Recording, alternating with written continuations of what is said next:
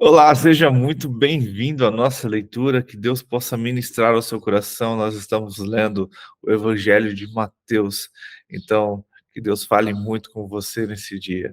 Bora lá? Obrigado, Senhor, por esse dia. Obrigado porque as suas misericórdias se renovou mais uma vez sobre as nossas vidas. Obrigado por esta manhã.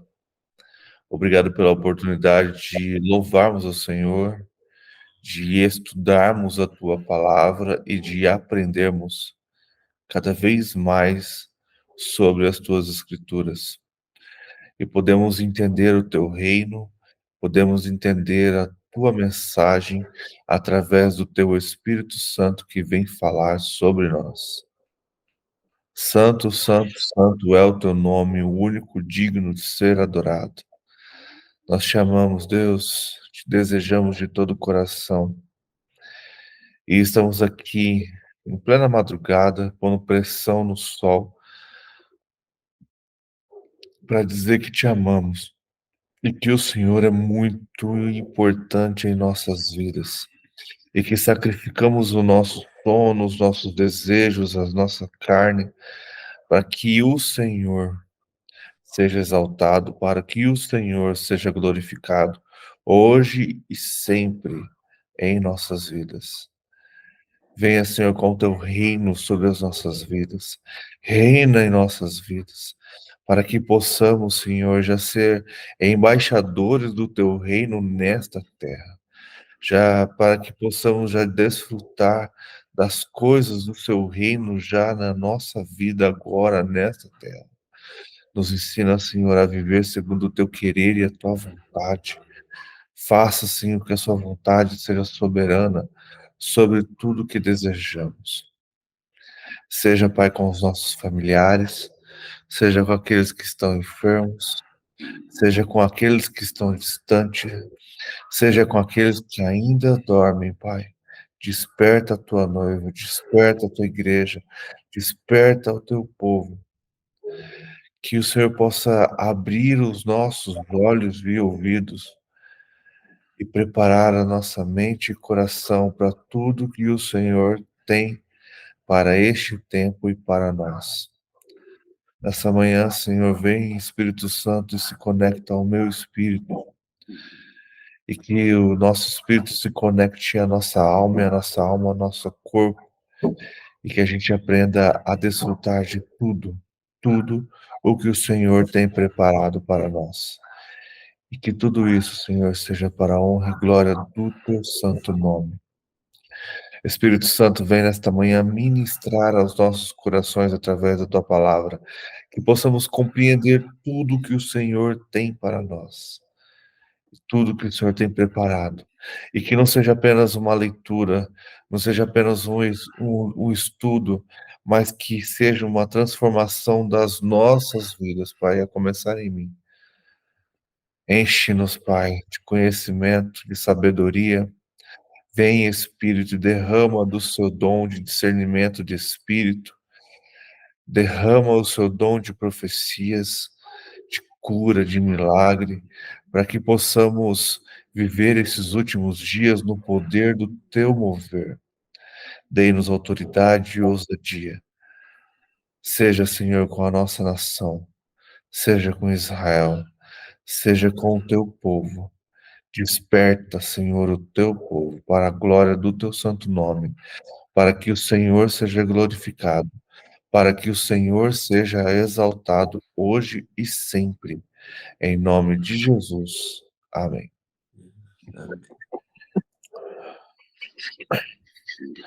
Bora lá, então, a gente está lendo Mateus, capítulo 7. O hábito de julgar os outros. Não julgue para que vocês não sejam julgados, pois com o critério com que vocês julgarem, vocês serão julgados, e com a medida com que vocês tiverem medido, vocês também serão medidos. Porque você vê o cisco no olho do seu irmão, mas não repara na trave que está em seu próprio? Ou como você dirá ao seu irmão: Deixe que eu tire o cisco do seu olho quando você tem uma trave no seu próprio. Hipócrita. Tire primeiro a trave do seu olho e então você verá claramente para tirar o cisco do olho do seu irmão. Não deem, não deem a cães o que é santo, nem joguem suas pérolas diante dos porcos, para que estes não os pisem com os pés, e aqueles, voltando-se, não estraçalhem vocês. Eu acho bem interessante essa passagem, porque ela eu vejo que ela é usada de maneira totalmente errada. Porque fala assim: "Não julguem para que vocês não sejam julgados". Aí as pessoas já ficam: "Então você não pode julgar ninguém, você não pode criticar ninguém, você não pode exercer o seu julgamento sobre ninguém". Não é isso que essa palavra quer dizer, ele continua: "Pois com o critério que vocês julgarem, vocês serão julgados". Então as pessoas usam isso daí e falar: "Ah, você não pode julgar, tá errado". Não, tá falando que com o critério com que você julgar, você será julgado. Então, você pode julgar a pessoa. E às vezes você julga ela para exortá-la, para colocá-la de volta à rota, para colocá-la de volta ao caminho. E aí as pessoas usam essa frase para que você não faça isso. Só que quando você julga uma pessoa de um erro que ela está cometendo, ela tem o direito de te julgar do mesmo erro.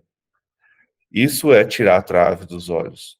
Então, se eu estou cometendo o mesmo pecado, vamos colocar assim, se eu estou cometendo um pecado de esfriamento e não indo à igreja, ou de bebidas, por exemplo, e eu julgar a outra pessoa daquilo e tentar exortá-la daquilo, trazê-la de volta, a pessoa, se eu estiver cometendo o mesmo pecado que ela, eu não tenho esse direito.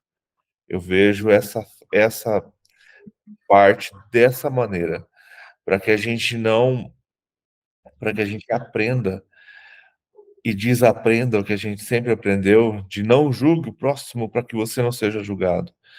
Se eu julgar o próximo, eu vou ser julgado do mesmo julgamento que ele está sendo julgado. Então, se eu julgar a pessoa de estar fazendo, de não estar mais seguindo o caminho do Senhor, de estar entrando por caminhos errados e tentar trazê-la de volta e culpá-la pelo que ela está fazendo, ela tem o mesmo direito de me julgar pelo que eu estou julgando-a. E se eu estiver cometendo o mesmo erro que ela, eu primeiro precisava corrigir o meu erro, corrigir a trave que está nos meus olhos, para depois tirar o cisco que está no olho da própria pessoa.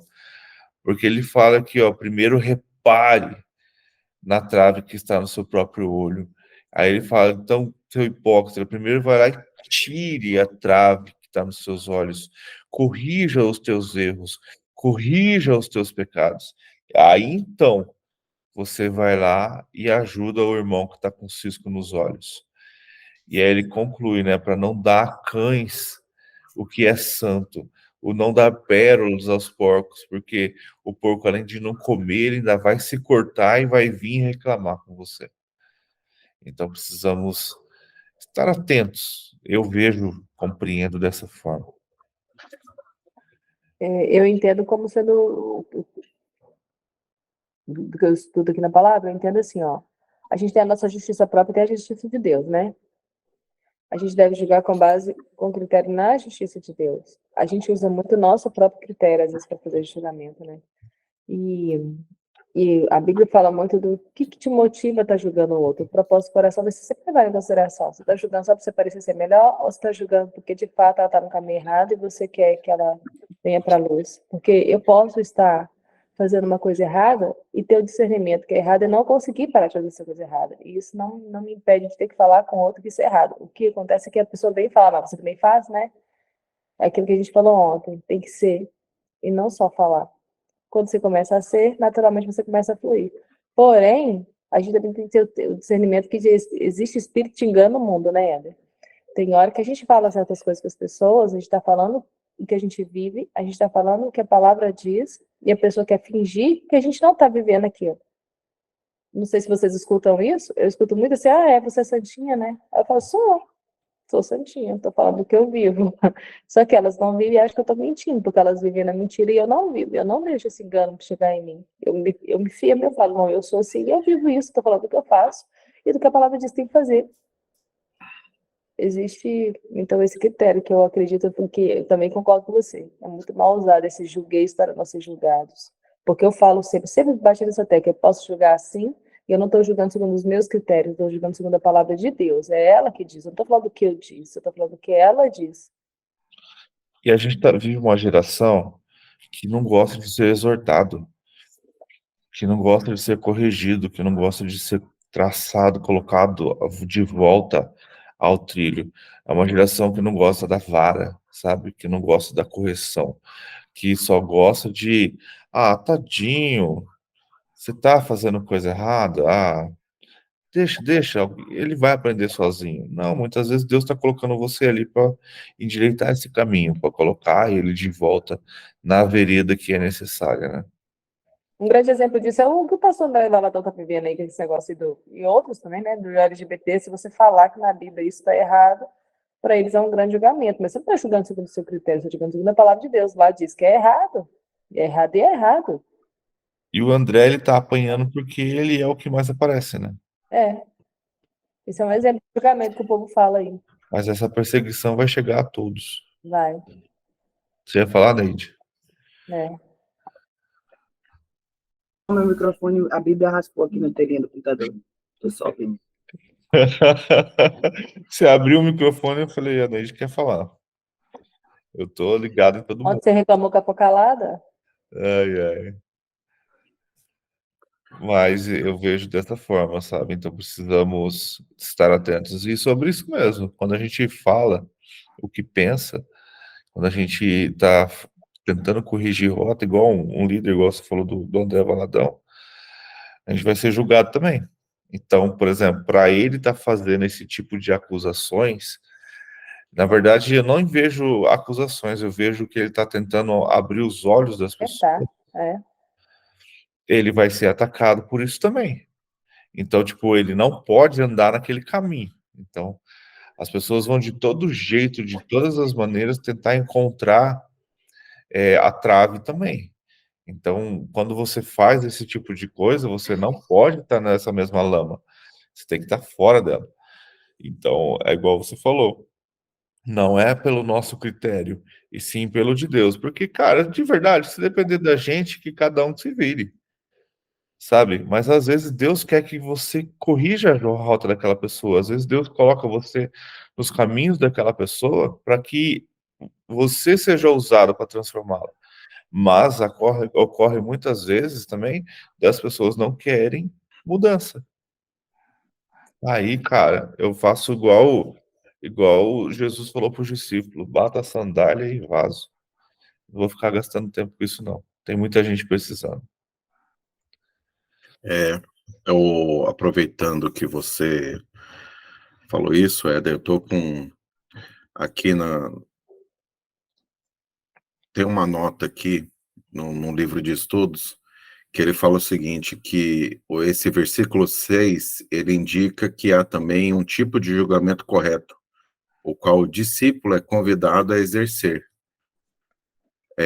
Coisas santas e valiosas deveriam ser dadas apenas para aqueles que sabem apreciá-las. Não é indicado nenhum tipo de aplicação específica, mas podemos nos lembrar de que há tempo de estar calado e tempo de falar. A verdade de Deus não deve ser desnecessariamente exposta a insultos e zombarias. Está falando especificamente desse versículo 6, que é: não dei aos cães o que é santo, nem lanceis aos porcos as vossas pérolas. É isso aí. Porque muitas vezes a gente quer ajudar, né? A gente quer dar o melhor para a pessoa, mas ela não está pronta para comer, ela não quer.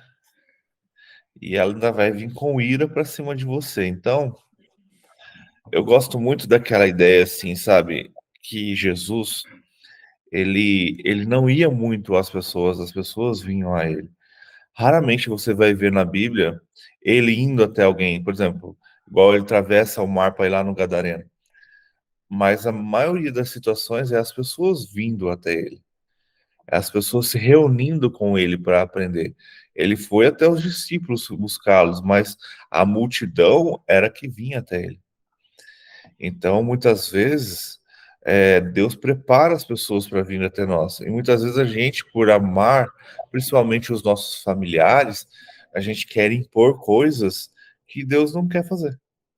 Mas por quê? Porque pela nossa própria consciência, para que limpar a nossa consciência, e não é bem assim. Jesus encoraja a oração, versículo 7. Peçam, e lhes será dado. Busquem e acharão. Batam, e a porta será aberta para vocês. Pois todo o que pede, recebe. O que busca, encontra. E quem bate, a porta será aberta. Ou quem de vocês, se o filho pedir pão, lhe dará uma pedra? Ou se pedir um peixe, lhe dará uma cobra?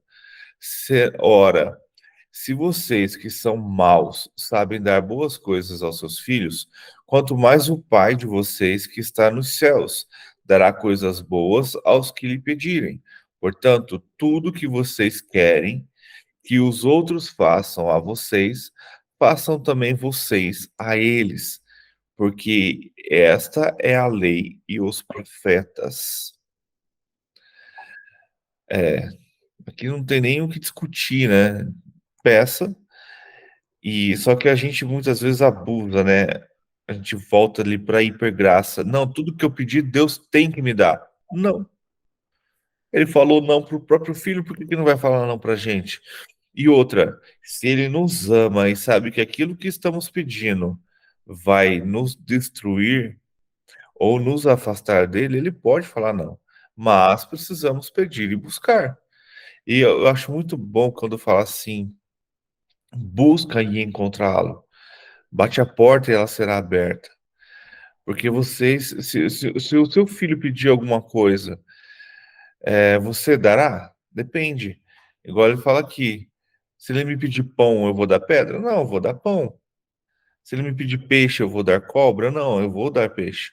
Então ele está falando que a gente sabe dar coisas boas, imagina Deus. Então muitas vezes se a gente pedir algo que não vem do coração de Deus, Deus dará outras coisas.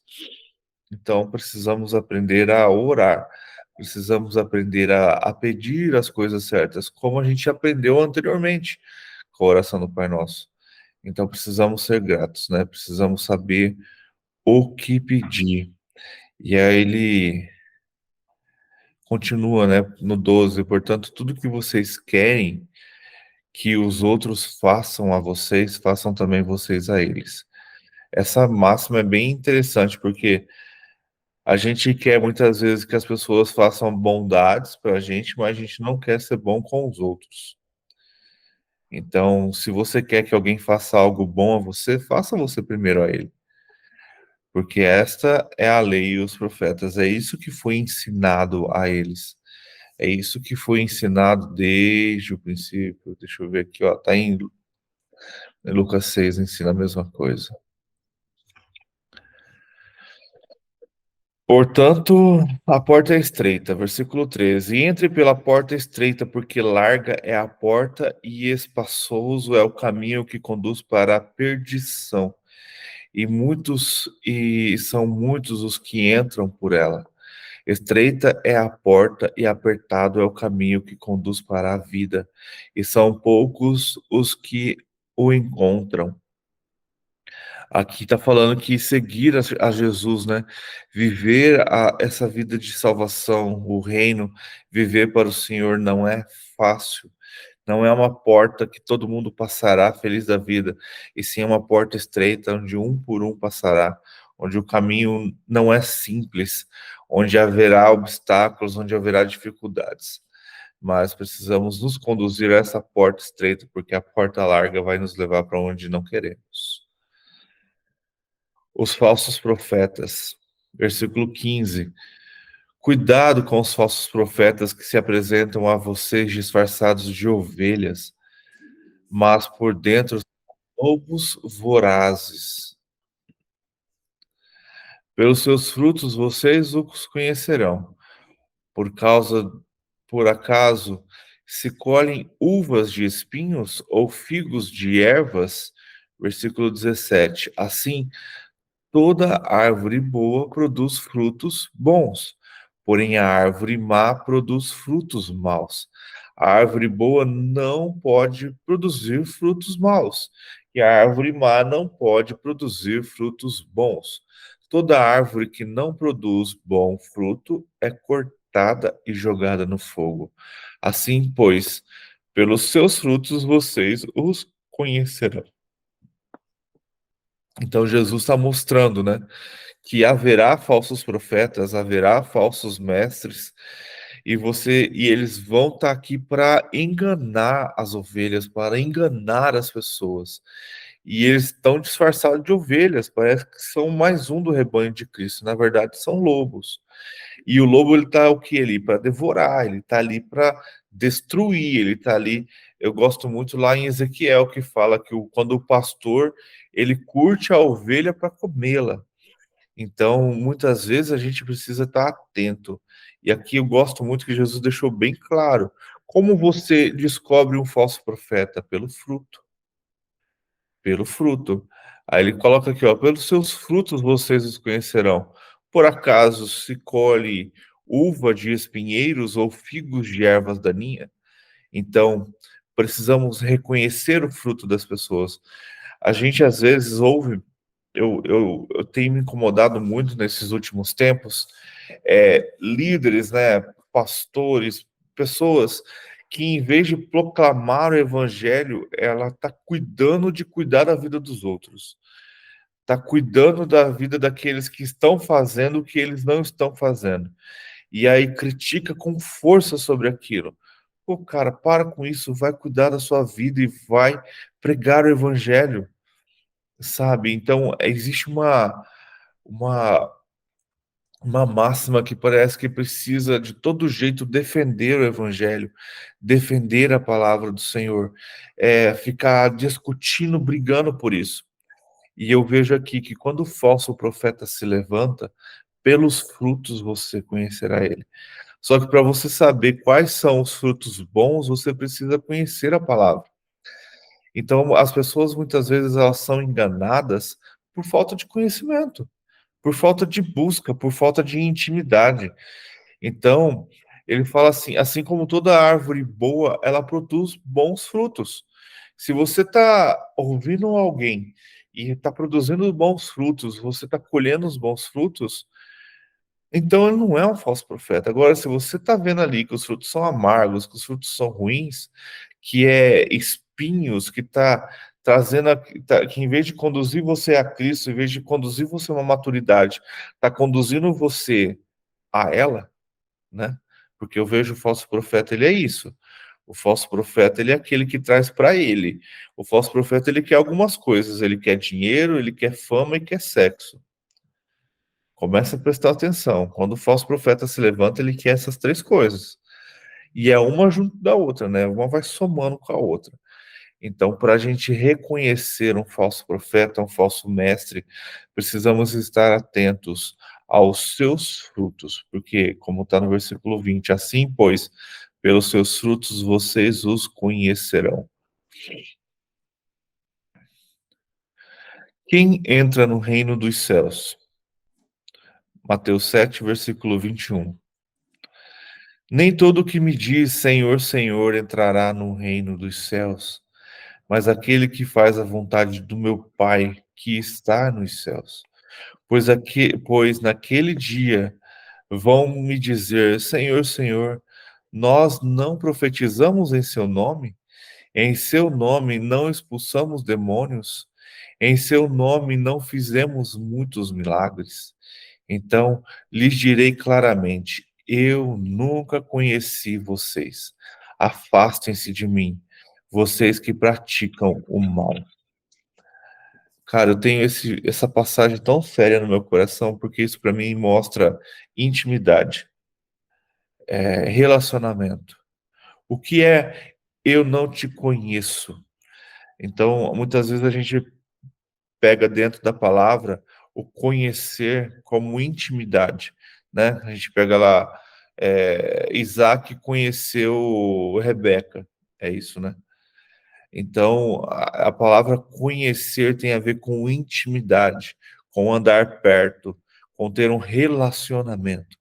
Então, muitos aí conhecem Jesus de ouvir falar, muitos usam dos dons que têm para profetizar, para expulsar demônios, para fazer até milagres, porque isso são dons, mas não tem intimidade.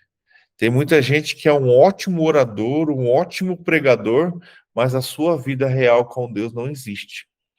Então é o que ele está falando, que muitos dizem Senhor, Senhor, mas na verdade não entrarão no reino, porque não me conhecem, não andam comigo, não têm intimidade comigo, são falsos mestres, são falsos profetas. Então isso queima muito no meu coração. O que a gente está esperando para a volta de Jesus? Quando Jesus voltar, o que estamos esperando? Como ele vai nos encontrar? Ele vai nos encontrar prontos, preparados? Ele vai olhar para a gente e vai nos chamar pelo nome? Ou ele vai falar, ó, não te conheço. Você nunca teve intimidade comigo. Você nunca me buscou. Você não teve relacionamento comigo. Afaste de mim. Você se livrou talvez da minha ira. Você se livrou de ir para o inferno, para o lago de fogo, mas andar comigo, sentar na minha mesa, você não vai, porque eu não te conheço. Você não teve relacionamento comigo. Você não teve intimidade comigo. Você apenas aproveitou do que eu tinha para te dar. Nossa, isso é muito pesado. E às vezes a gente fica pensando assim que é uma coisa que eu tenho muito no meu coração. Não seja apenas salvo. Precisamos ser salvos, viver da graça e buscar o reino. Precisamos buscar ter intimidade com o Senhor, buscar ter relacionamento com Ele, buscar buscar Ele verdadeiramente, né? Como um grande amigo, um grande irmão, um grande pai. E isso muitas vezes a gente, na correria do nosso dia a dia, a gente esquece, né? Esse momento, por exemplo, de acordar 5 da manhã e sacrificar o nosso sono para ouvir a palavra e buscar ao Senhor, discutirmos e aprendermos uns com os outros, tem a ver com isso, tem a ver com amadurecimento, com intimidade, com relacionamento com o Pai. E precisamos buscar isso para que na volta dele a gente possa ser reconhecido por ele também.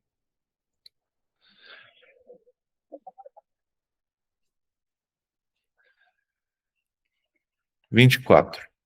Os dois fundamentos. Todo aquele, pois, que ouve estas minhas palavras e as pratica, serão comparados ao homem prudente que construiu sua casa sobre a rocha. Caiu a chuva, transbordou os rios, sopraram os ventos e bateram com força contra aquela casa, e ela não desabou porque tinha sido construído sobre a rocha. Todo aquele que ouve estas minhas palavras e não as pratica, será comparado a um homem insensato, que constrói a sua casa sobre areia. Cai a chuva, transbordaram os rios, sopraram os ventos e bateram com força contra aquela casa, e ela desabou, sendo grande a sua ruína. Essa passagem, quando eu não tinha discernimento, né? Vamos colocar assim. A gente fica imaginando, eu tenho a mente muito visual, e aí a gente fica imaginando o cara construindo a casa numa rocha alta, né? Onde a água vem e não a derruba. E aí a gente parece que o outro cara construiu a casa dele na praia, né? Na areia, onde a maré vem, a chuva vem e derruba. E quando a gente vai para Lucas, que ele tem essa mesma passagem, Lucas 6, do 47 ao 49, ele nos dá outro entendimento. Que o construir a casa sobre a rocha, lembrando sempre que a rocha ele é Cristo, mas lá em Lucas ele deixa claro que é fazer o nosso alicerce, cavar a fundação sobre a rocha. Então precisamos ter a base, cavar, fazer um alicerce, como toda casa tem. É necessário um alicerce. Se a gente constrói a casa no plano sem alicerçar, sem fundamento, ela cai. Então, eu gosto de Lucas porque ele deixa bem claro isso. Construir a casa sobre a rocha, sobre fundamentos. O que é os nossos fundamentos hoje? É a palavra. Está firmado na palavra. Como Jesus acabou de falar, guardar isso, né? É você viver as palavras e praticá-las, aprender sobre ela, né? Ele fala bem no começo, todo aquele, pois, que ouve o que eu estou falando, né? Ouve as minhas palavras, Jesus falando, e as pratica. Então, não podemos apenas ler. Por isso que apenas ler a Bíblia não vale nada. Se você não a estuda e não transforma isso na sua vida, se você não pratica o que está escrito ali, é a mesma coisa que você colocar sua casa sobre areia. A hora que vir a primeira aprovação, a primeira dificuldade, vai desmoronar tudo, vai destruir tudo. Então, precisamos usar a palavra do Senhor como um alicerce, como fundamento para as nossas vidas. Porque quando estamos firmados no Senhor, que é a nossa rocha, hora que vem as dificuldades, as tribulações, hora que vir toda a perseguição, a nossa casa não vai desabar, porque estamos firmados naquele que é por nós, porque ouvimos a sua palavra, praticamos e vivemos a palavra do Senhor. E aí ele conclui, né? O fim do Sermão do Monte, 28. Quando Jesus acaba de proferir estas palavras, as multidões estavam maravilhadas com a sua doutrina, porque ele as ensinava como quem tem autoridade e não como os escribas. Muito bom, muito bom. Precisamos ter a palavra do Senhor fincada, né, em nossos corações. E que ela não fique ali, né, que não seja apenas um conhecimento, mas que seja um estilo de vida, né? O ser religioso, eu estava lendo ontem, está até lá no quarto livro, mas ser religioso é a busca do homem a Deus, né? E ser cristão não tem nada a ver com religião, né? Ser cristão é, assim, viver Jesus dentro de nós, é ter esse estilo de vida, é ter a vida de Cristo em nós e viver segundo os ensinamentos e a vontade dele.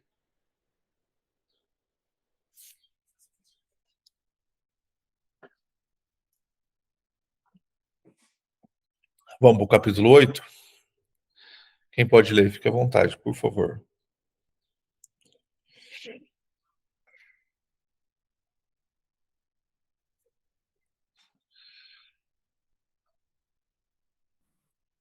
Vou ler, então. Mateus 8, versículo 1. A cura de um leproso. Quando Jesus desceu do monte, grandes multidões o seguiam. E eis que veio um leproso e o adorava, dizendo: Senhor, se quiseres, pode tornar-me limpo. Jesus, pois, estendendo a mão, tocou-o, dizendo: Quero ser limpo. No mesmo instante ficou purificado da sua lepra. Disse-lhe então Jesus: Olha, não conte isso a ninguém, mas vai, mostra-te ao sacerdote e apresenta a oferta que Moisés determinou para lhe servir de testemunho. Um centurião demonstra fé. Tendo Jesus entrado em Cafarnaum, chegou-se a ele um centurião que lhe rogava, dizendo: Senhor, o meu criado jaz em casa paralítico e horrivelmente atormentado. Respondeu-lhe Jesus: Eu irei e o curarei. O centurião, porém, replicou-lhe: Senhor, não sou digno de que entres debaixo do meu telhado, mas somente dize a uma palavra e meu criado há de sarar. Pois também eu sou homem sujeito à autoridade e tenho soldados a minhas ordens. E digo a este: vai, e ele vai. E a outro: vem, e ele vem. E ao meu servo: faze isto, e ele o faz. Jesus, ouvindo isso, admirou-se e disse aos que o seguiam: Em verdade vos digo que a ninguém encontrei em Israel com tamanha fé. Também vos digo que muitos virão do Oriente e do Ocidente, e reclinar-se-ão à mesa de Abraão, Isaque e Jacó, no reino dos céus. Mas os filhos do reino serão lançados nas trevas exteriores. Ali haverá choro e ranger de dentes. Então disse Jesus ao centurião: Vá-te, e te seja feito assim como creste. E naquela mesma hora o seu criado sarou. O poder de Jesus sobre os demônios e as doenças. Versículo 14. Ora, tendo Jesus entrado na casa de Pedro, viu a sogra deste de cama e com febre, e tocou-lhe a mão, e a febre a deixou. Então ela se levantou e o servia. Caída a tarde, trouxeram-lhe muitos endemoniados, e ele, com sua palavra, expulsou os espíritos e curou todos os enfermos, para que se cumprisse o que fora dito pelo profeta Isaías. Ele tomou sobre si as nossas enfermidades e levou as nossas doenças. Quão difícil é seguir Jesus. Versículo 18.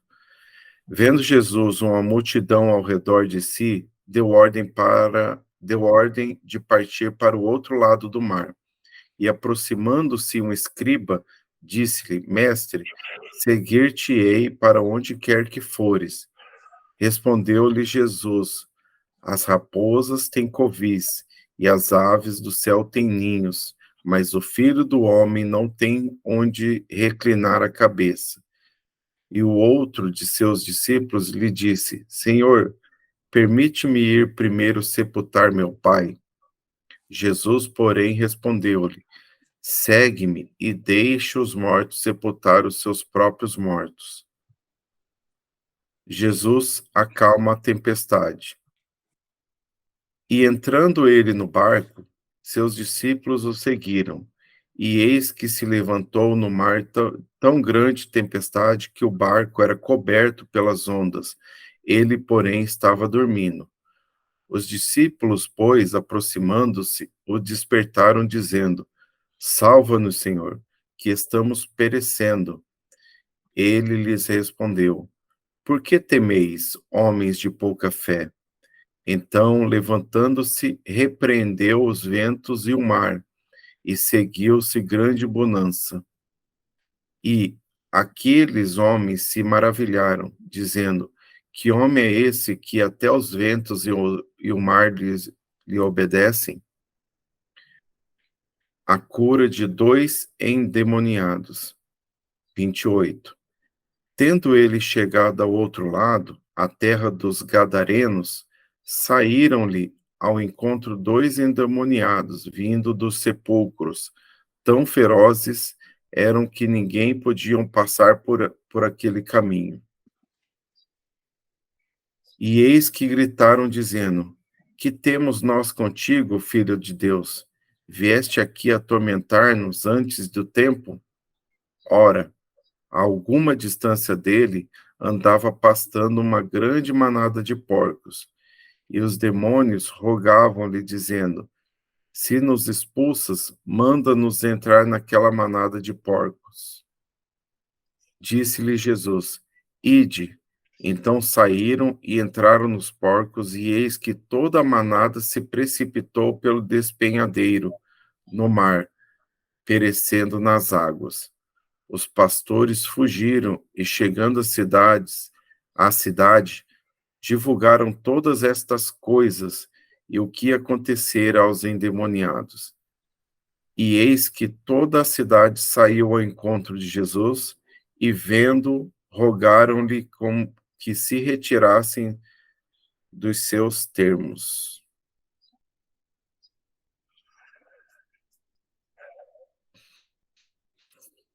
Muito bom.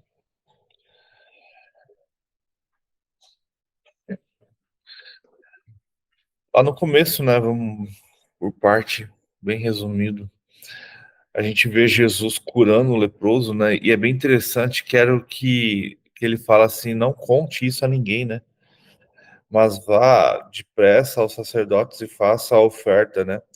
Então, eu vejo duas coisas aqui, tipo, não espalhe isso ainda, não é momento, mas vá lá, ou então não encontre com as pessoas antes de você fazer o que era preciso. Porque a lei fala, né, que você precisava ir lá se mostrar ao sacerdote, e aí o sacerdote ele ia fazer a sua avaliação, né? Se você realmente estava purificado. Lembrando que eles acreditavam que muitas vezes a lepra, pelo que aconteceu até com Miriam, a lepra era um castigo do Senhor, e não simplesmente uma doença, e sim o castigo de algum pecado que você cometeu. Eles tinham esse entendimento, né, naquela época. Então, por isso que era necessário se apresentar ao sacerdote, apresentar se você está purificado e fazer a sua oferta. Então, você vai se encontrar com o povo. Então, você realmente está puro, né? E eu achei muito massa, porque ele fala assim: Senhor, se quiser, pode me purificar. E Jesus fala assim: eu quero, vem cá. E toca nele e purifica ele. Cara, tempo maravilhoso.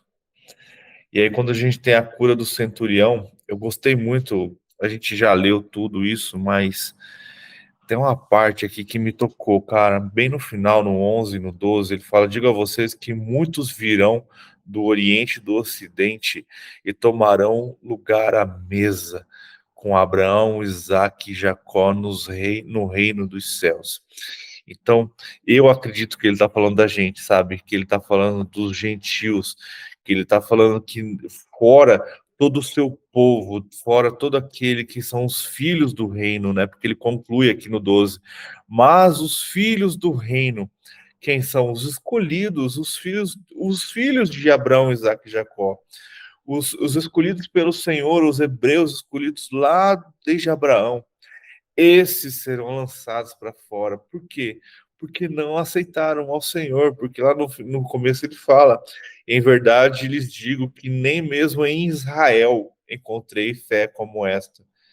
Caraca, cara, como isso abre os nossos olhos para ver como o Senhor deu essa oportunidade e ele já estava vendo isso e já estava anunciando que pessoas fora de Israel, com o seu sacrifício na cruz, com a sua tomada de volta do reino, pessoas que não têm nada a ver com a descendência de Abraão, voltariam e se sentariam à mesa com o Rei dos Reis.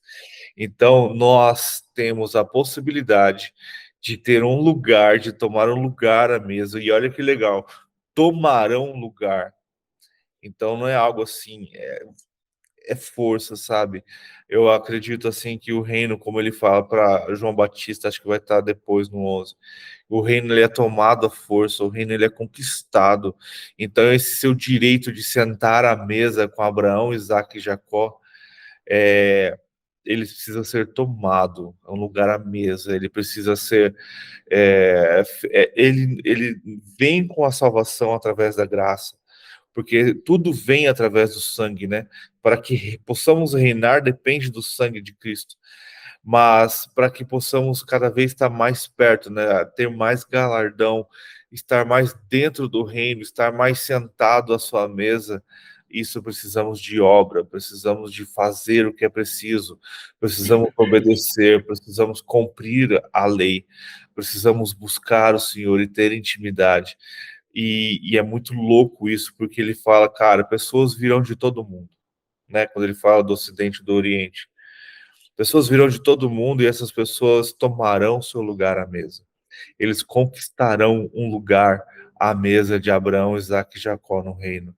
Mas vocês que estão aqui me vendo hoje, e vocês que não creem em mim, filhos do reino, vocês que são herdeiros do rei, que têm todo o direito, serão lançados para fora, porque serão lançados nas trevas, e ali haverá choro e ranger de dente, porque vocês não creram. Porque a sua escolha foi não me seguir, não me obedecer, não estar comigo. Pesado, forte. E então Jesus disse ao centurião: vá e conforme seja feito. E o centurião foi, o cara foi curado, ele nem precisou ir lá, né? Aqui do 14, né, é a parte que Pedro deve ter amado, né, porque cura a sogra dele. Eu acho bem interessante que esses dias eu estava vendo, a gente não tem, pelas imagens, filmes e muitas vezes que a gente vê, a gente deduz muitas vezes que os discípulos já eram velhos, né? Já eram pessoas experientes. E é quando a gente lê e se aprofunda nas escrituras, a gente vê que o único casado dá esse entendimento era Pedro. Então, e aí quando a gente vai lá numa passagem que eles são julgados, Jesus é julgado de não dar a oferta, né? Não pagar a oferta ao templo. Ele manda Pedro buscar o peixe e dentro do peixe tirar a moeda, e a moeda paga a oferta dele e de Pedro, e não dos outros 11 discípulos. Então a gente nisso também traz a ideia de que os outros discípulos de Jesus eram tudo menor de idade. Era tudo na faixa ali dos 15 aos 17 anos.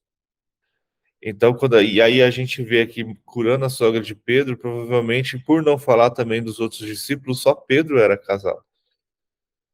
Então a gente começa a ver que eles eram muito jovens, né? E aí Jesus continua, né? Curando e expulsando demônios, como está na palavra, né? Essa passagem está em Isaías 53:4, né? Que ele mesmo tomou as nossas enfermidades e carregou as nossas doenças. Então, se estamos em Cristo, lógico, ficamos doentes e enfermos, mas precisamos ter intimidade e buscar a Ele para que Ele venha com o derramamento da sua cura. Jesus põe à prova os que querem segui-lo. Isso aqui é bem interessante, né? Que ele fala que ele não tem onde dormir, ele está errante, ele está caminhando. Se a gente parar para ver Jesus, quem cuidava de Jesus, quem os alimentava, eram as mulheres que ele transformou a vida delas. Então, eram as mulheres que tratavam, que cuidavam, que alimentavam Jesus e os seus discípulos. E quando eles estavam ali na casa, né? E quando ele fala assim, parece que Jesus foi até grosso, né? Quando o cara fala assim, deixa eu enterrar meu pai. Aí Jesus fala, deixe que os mortos sepultem seus mortos. Porque, na verdade, ele não estava falando assim, meu pai morreu, vou lá enterrá-lo.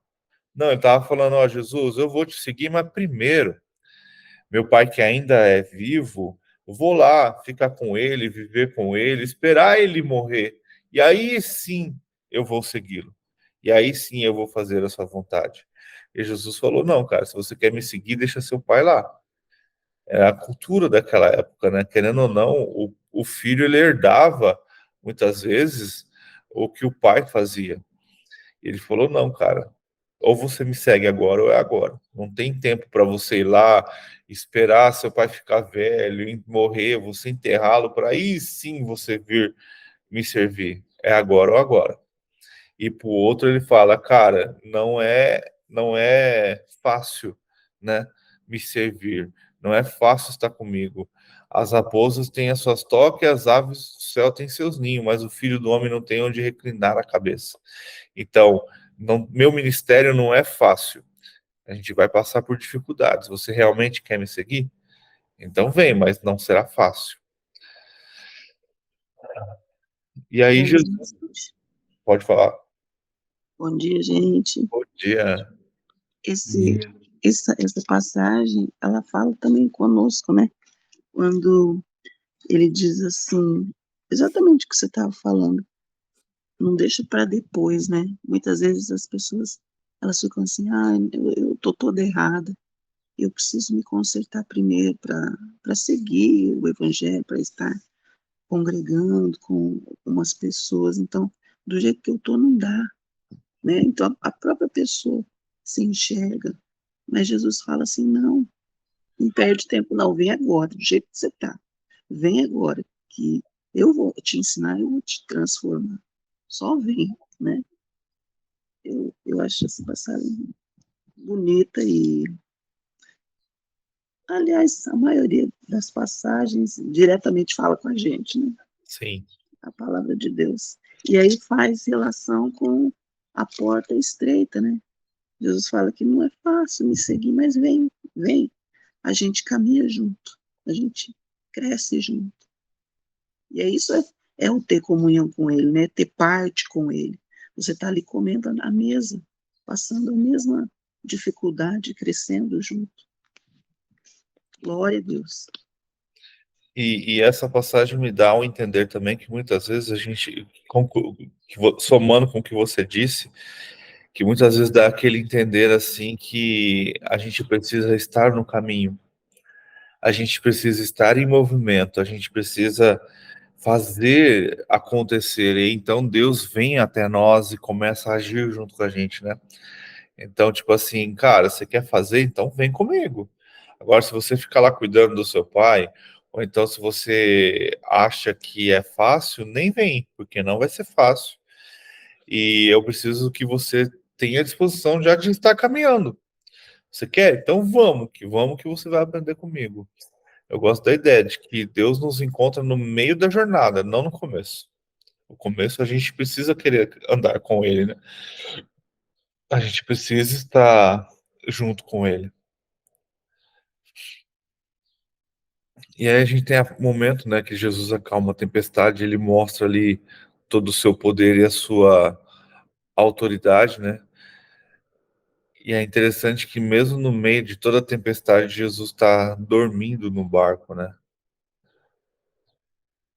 E aí ele fala, cara, cadê a fé de vocês? Cadê o poder de vocês? Vocês precisam... Eu gosto muito de pensar assim, né? Aquela pessoa que está com muita dificuldade, ou então que cai ali um endemoniado na frente dela, ela vai ligar para o pastor para tentar resolver. Ou ligar para o seu líder para tentar resolver. E, cara, cadê a sua fé? Você pode fazer. Ou você não tem fé para isso, ou você não está preparado para isso, ou você não tem intimidade para isso. Então Jesus está questionando ali, cara, cadê a fé de vocês? Cadê a autoridade de vocês? Por que vocês são tão medrosos, homens de pequena fé? E aí ele levanta, repreende, acalma o mar, e aí eles ficam admirados. Quem é este que até o vento obedece? Jesus é maravilhoso. E aí a gente vê aquela passagem que ele atravessa, né? Ele atravessa o mar, é o que eu tinha comentado. Ele vai até esses gadarenos. E é engraçado que, se eu não me engano, ou é em Mateus, ou em Marcos, ou em Lucas, ele se refere a um só, né? A gente às vezes fica confuso com as narrações, porque eles estão narrando conforme lembrava, né? Mas em um desses dois evangelhos ele comenta que era um endemoniado. Aqui Mateus comenta que são dois endemoniados. Aí fica naquela, foi ao mesmo tempo ou não? Aconteceu duas vezes ou uma só, né? Igual a gente estava falando da unção do óleo. Então muitas vezes é a interpretação, né? E aqui os próprios demônios já reconheceram a Jesus, né? E de tudo isso daqui, que eu acho bem interessante, é que, se eu não me engano, não vou lembrar agora, mas em Atos, quando alguns dos discípulos vai lá nessa cidade, ele encontra uma igreja. Porque um desses dois outros evangelhos, esse cara também quer seguir ao Senhor, né? Ele fala, não, vá, fica na sua cidade e testemunhe o que eu fiz. E Jesus vai embora. E Jesus não volta mais. E ali, e quando os discípulos voltam lá, eles encontram uma cidade, eles encontram uma igreja, eles encontram pessoas transformadas, né, pelo mover do Espírito do Senhor, através da cura desse cara. Muito bom. Eu estava vendo aqui, nesse comecinho, né, a cura do leproso. Eu tiro alguns exemplos aqui para mim, né? Primeiro, o movimento, né? Porque a gente vê que o Senhor Jesus estava descendo, ou seja, estava andando quando ele se encontrou, o leproso se encontrou com ele. Mas o que eu achei mais interessante aqui é que o leproso que falou para o Senhor Jesus o que ele achava, né? Porque vai falar assim, ó, e eis que veio um leproso e o adorou, né? Na minha tá assim, dizendo, Senhor, se quiseres, pode tornar-me limpo. Ele deixou claro para o Senhor Jesus aqui que a vontade do Senhor Jesus é que iria prevalecer, porque a lepra simbolizava o efeito de algo que tinha feito. É isso? Eu fiz algo de errado, eu cometi algo e como vamos dizer, castigo, vou usar essa palavra, mas não seria a mais coerente, eu tenho essa consequência da lepra. Então, assim, se o senhor acha que eu sou digno, se o senhor acha eu tenho a graça nessa misericórdia, né, de ser perdoado desse meu pecado, então me cura. E aí eu vejo assim, que o Senhor Jesus vai lá e fala, olha só, Jesus estendendo a mão, tocou-lhe dizendo, quero ser limpo. Ou seja, perdoo, vai, né? Aí, e logo ficou purificado. Disse-lhe então Jesus, olha, não digas a alguém, mas vai e mostra-te ao sacerdote e apresenta a oferta que Moisés determinou para lhe servir de testemunho. Lá atrás, né? Que foi, para cada um foi feito um sacrifício. Mas o que eu achei interessante é que ele falasse, olha, não digas a alguém, mas vai lá e mostra. Porque quem que identificava que ele estava com lepra e afastava? Era quem? Não era o sacerdote? Sim. Vamos dizer assim. Então, olha só como o Senhor Jesus fez o milagre, perdoa aquele homem e falou assim, agora vai lá e mostra para aquele que teve o poder e a autoridade de te separar e dizer que você estava doente, para provar que você foi o quê? Curado, né? E aí, quando eu chego aqui na do centurião, o que me chama a atenção? Até o senhor já falou aí, né? Mas eu vejo aqui que o Senhor Jesus fez essa comparação por conta do reconhecimento que esse centurião fez acerca do Senhor Jesus. Porque ele falou assim, disse-lhe Jesus no 7, eu irei e lhe darei saúde. O Senhor Jesus falou para ele que ele ia continuar em movimento, eu vou e vou te dar saúde. Mas aí ele respondeu, Senhor, não sou digno de que entres debaixo do meu telhado, mas dize somente uma palavra, e o meu criado há de ser curado. Agora, quando ele fala essa comparação aqui, ele fala para o Senhor Jesus assim, eu reconheço a autoridade do Senhor. Eu reconheço o poder que o Senhor tem, ao ponto de que não precise do Senhor ir lá, mas o que o Senhor falar aqui, eu creio que vai se cumprir, porque ele fala assim, ó, pois também sou um homem sobre autoridade, e tenho soldados às minhas ordens, e digo a este, vai, e ele vai. Ou seja, o servo daquele centurião obedecia a ele. E o outro vem, e ele vem. E ao meu criado faz isto, e ele faz. Ou seja, ele mostrou para o Senhor Jesus o seguinte, olha só, eu creio que só uma palavra que o Senhor me der vai acontecer, porque eu me coloco à disposição do Senhor como servo, trago como exemplo os que estão sobre o meu governo. Que mesmo sendo homem assim, né, vamos dizer assim, sujeito a mim, quando eu falo, eles obedecem. Então eu vejo que aquele centurião mostrou para o Senhor Jesus o quanto ele reconhecia o Senhor Jesus como autoridade, comparando a ele. Vamos dizer assim. E isso chamou a atenção do Senhor Jesus, porque olha o que ele vai falar. E maravilhou-se Jesus, ouvindo isso, e disse aos que o seguiam, em verdade vos digo que nem mesmo em Israel encontrei tamanha fé. Ou seja, nem mesmo na cidade santa, na cidade separada, eu encontrei alguém que cresce tão ferrenhamente na minha autoridade como esse homem, ao ponto de fazer essa comparação, né? Aí ele vai falar, mas eu vos digo que muitos virão do Oriente e do Ocidente e assentar-se-ão à mesa como Abraão, Isaque, Jacó, no reino dos céus. Aí o que eu vejo dessa comparação que eu trago para os dias de hoje? Exemplo, Às vezes tem aquela pessoa que já está há muito tempo exercitando essa fé dentro de um sistema religioso, aí chega muitas das vezes aquela pessoa que acabou de ter se converter, acabou de entregar a vida para Cristo e começa a ter alguns resultados que aquele que está mais tempo não tem. Um exemplo. Mas por quê? Porque a fé deste aqui reconhece totalmente a autoridade e poderio do Senhor Jesus. Mas, de repente, aquele que já está há mais tempo se tornou profeta velho. E aí perde o lugar que seria, vamos dizer assim, seu de direito, por não exercitar a sua fé genuína que deveria estar, e esse que acabou de chegar, como a gente fala assim, no primeiro amor, né? Totalmente reconhecendo que a autoridade vem toda do Senhor Jesus Cristo e não é dele. E aí toma o lugar que seria do outro de direito. Um exemplo, né? Aí ele vai falar, e os filhos do reino serão lançados nas trevas, anteriormente ali haverá pranto e... Ou seja, aquele que já tinha, né, um lugar reservado agora perde. Por quê? Porque deixa de viver essa fé reconhecendo que a autoridade soberana e poderosa é só do Senhor Jesus Cristo. E muitas das vezes faz algo e já fala assim, não, foi porque eu fiz. É porque eu mereço. E, na verdade, não é. E aí, o que não era para sentar à mesa, se senta e ele é obrigado a levantar e pegar aquilo que cabe de direito, né?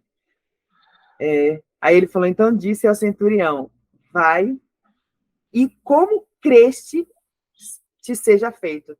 A fé foi de quem? Aí eu vejo a comparação.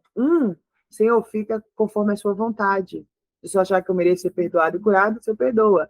Então, eu quero, seja curado. O outro, conforme a sua fé. Aí é muito interessante, né? Aí ele chega lá na outra, que não pede nada, mas ele sente o desejo simplesmente de ir lá e fazer o quê? Conceber, porque ali as pessoas precisavam ver, né? Aquela mulher era útil, servia. Então, essa aqui eu vou lá e toco. Então, a gente vê assim, que cada um, Senhor, dá segundo o que precisa e a necessidade daquele momento, né? E nunca é igual, né? Nunca é igual. Mas o que eu vejo nisso aqui? Em todos os momentos, o Senhor Jesus está em movimento. E nessa parte da tempestade apaziguada, por que eu vejo, até aqui, quando ele fala assim, né? E aqueles homens se maravilhavam, dizendo, que homem é este? Que até os ventos e o mar lhe obedecem. Porque até então eles tinham visto o Senhor Jesus fazer milagres, prodígios, mas não tinha visto o Senhor Jesus a essa autoridade sobre a natureza. Então agora eu reconheço, putz, esse cara é demais. O que é que esse cara... Ai, olha, é interessantíssimo esse 8 aqui, porque esse cara cura o doente, esse cara, exemplo, tem poder sobre a natureza, porque ele tem autoridade de fazer o vento parar, e esse cara liberta o endemoniado. O homem perfeito. Então, assim, demonstrou de várias formas a autoridade e o poderio dele. E é Como bem... esse cara não vai trabalhar hoje em umas coisinhas tão simples, né? Eu só preciso acreditar como esse centurião. E é bem interessante porque o Evangelho de Mateus, ele tenta fazer isso, né? Ele tenta mostrar a santidade e que Jesus é o Messias. Então, as histórias são bem contadas para que o judeu veja Jesus como o Messias. Então, quando você começa a ver, ele mostra isso, né? Ele tenta mostrar, olha como ele era poderoso. Olha as coisas que ele fez, cara. Ele curou o cara sem nem ver. Ele nem sabia quem era. Olha que tremendo. E o mais interessante, ficou assim, é no 26, que ele fala assim, ó, e ele lhe disse, porque tem mais homens de pequena fé. Olha só, o Senhor Jesus fez uma pergunta. E o porquê que Jesus falou que eles eram de pequena fé? Vocês não acabaram de me ver curando um leproso? Vocês não acabaram de me ver só com uma palavra eu curei aquele cara que estava lá doente, que eu nem cheguei próximo dele? E por que duvida que eu estou aqui diante de você e vai acontecer alguma coisa? Ou seja, trazendo para os dias de hoje, às vezes o Senhor Jesus já me deu tantas vitórias, mas com o passar do tempo, cai no esquecimento mental, e aí uma coisinha tão pequena, a gente duvida do poderio de Deus, duvida que é Ele que está no controle do barco, duvida que é Ele que está ali na ação das coisas, mas aí ele fala assim, ó, porque tem mais homens de pequena fé. E ainda dá o exemplo do tamanho da fé pequena. Mas interessante que ele chama de pequena fé, mas tem uma outra passagem que vai falar: se tiveres fé do tamanho de um grão de Mostarda. pequena, não é?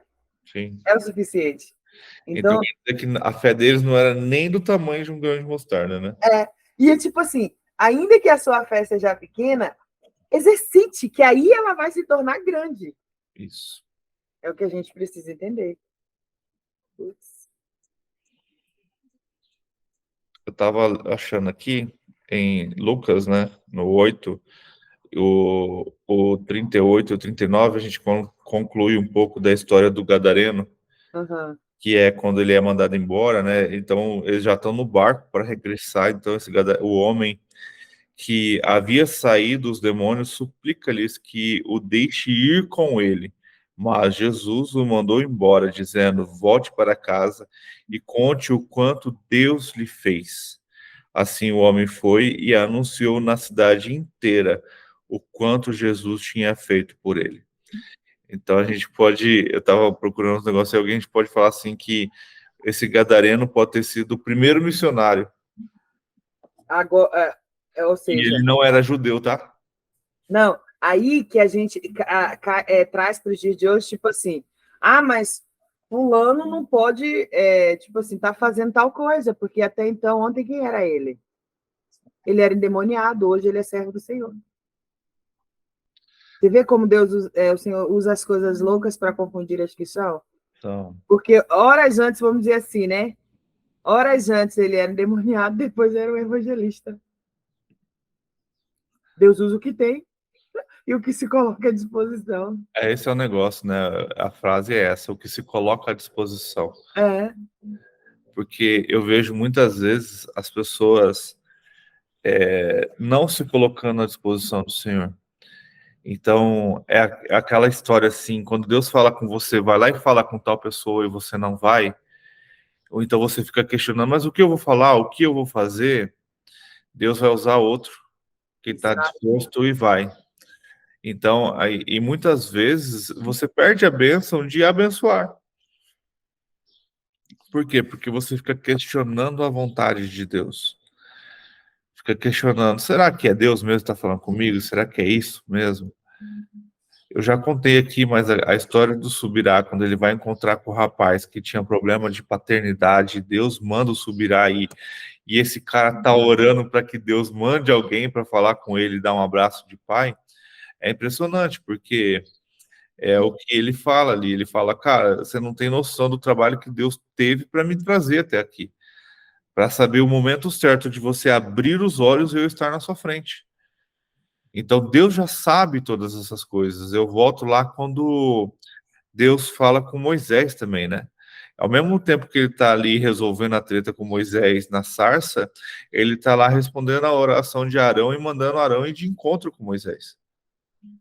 Então, é isso mesmo que você falou. Deus usa quem está disposto a caminhar com ele. Você sabe o que eu vejo aqui também, nesse endemoniado? Quando a gente vê no 29 que vai falar assim, né? No finalzinho do 28 fala assim, ó. Vindo do sepulcro, né? Tão ferozes eram que ninguém podia passar por aquele caminho. Ou seja, a forma que, né? Mas aí no 29, e eis que clamaram, dizendo: que temos nós contigo, Jesus, Filho de Deus? Pergunta, né? Viste aqui atormentar-nos antes do tempo? Olha que interessante. A gente sabe que a gente clamar, né? Quando você clama por algo ou alguma coisa. Eles clamaram, mas eles não só clamaram, eles reconheceram que eles estavam diante de quem? Do Filho de Deus. E ele já sabia o que aconteceria para ele no futuro. Tanto que ele fala antes do tempo. Aí, trazendo para os dias de hoje, aqueles que carregam a presença, aonde ele chega que tem demônio, é obrigado a sair. Só que tem gente que fala assim, ai, menino, né? Eu fui lá, me arrepiei toda, porque ali tinha alguma coisa ruim, Mas peraí, se o que está lá é trevas, vamos dizer assim, eu como luz chegando lá, aquilo que tem que se incomodar, e eu que não preciso me sentir incomodado, porque eu vejo muitos cristãos falando assim, nem gosto de ir lá, porque ali tem uma opressão, tem isso, mas como assim? Quando a luz chega, o demônio é obrigado a sair porque se sente atormentado, então ele não divide o mesmo espaço com os filhos de Deus. Então, eu fico incomodada quando eu vejo alguns cristãos falando dessa forma, sabia? Porque eu falo, mas vem cá, e que carrega dentro desse povo aí?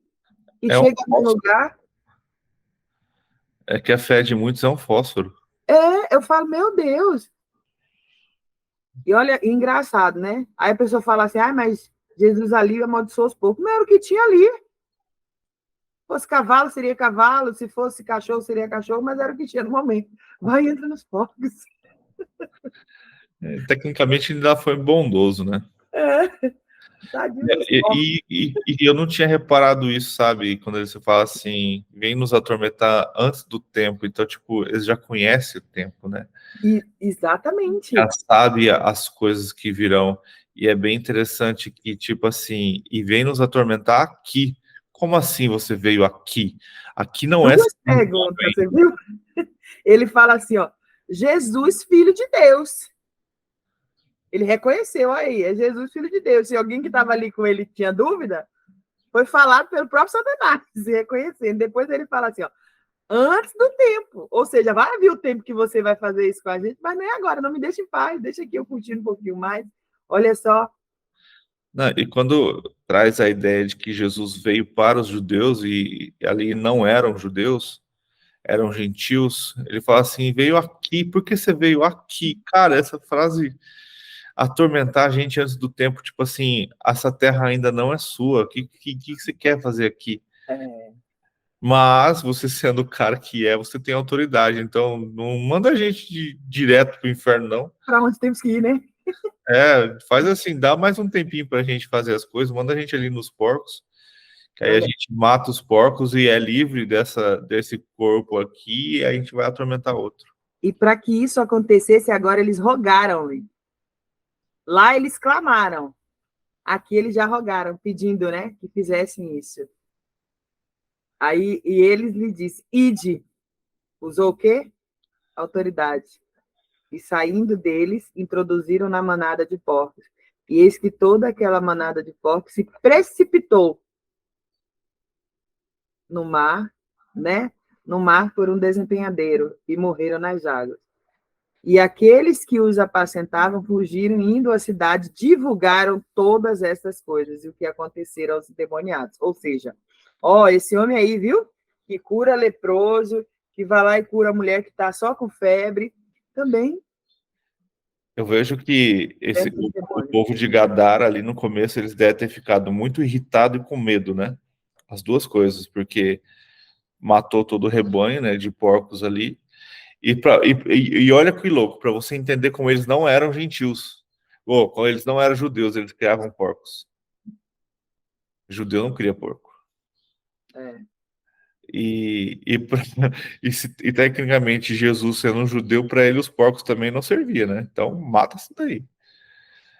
Culturalmente não serve para nada. E engraçado que estou falando aí agora o exemplo. Tipo assim, vamos dizer, não era digno de milagres, né? Esse povo aqui, Sim. exemplo. Mas olha só, após esse milagre que aconteceu, e eis que toda aquela cidade saiu ao encontro de Jesus. E vendo, rogaram-lhe que se retirassem dos seus ternos. Olha só. E através disso, né, houve uma transformação, né? A gente pega Gadara depois com a cidade com a igreja transformada, é uma das primícias ali. Então, quando ele fala, não, vai lá agora, você é o cara. Você é o cara que era endemoniado, você vai ser a minha testemunha neste lugar. E através da sua vida, eu vou usar para que você transforme essa cidade e transforme outros povos. Cara, é muito bom. A gratidão, né? Ou seja, o Senhor Jesus resolveu o que aparentemente era o problema daquele povo, vamos dizer assim, porque fala que ninguém passava nem por ali, né? Tão feroz que aquele povo é. Então, todas as vezes que eu tenho um encontro com o Senhor Jesus, que ele transforma algo na minha vida que assim eu permito, existe um espírito de gratidão. E como que eu posso, como reconhecimento dessa gratidão, fazer algo para ele? É tornar cada vez mais ele reconhecido, onde eu estou, onde eu vou, onde ele me coloca, porque algo ele fez na minha vida e me dá motivos de falar. Sim. É bacana. Deus é muito bom. Gente, são 6h30. Vamos finalizar. Deus é bom e se deixar a gente vai embora, né? Como sempre, né? Para variar. Falar da palavra dele, aprender a palavra dele é incrível. Cristiane, você pode orar para a gente finalizar? Você está aí ainda?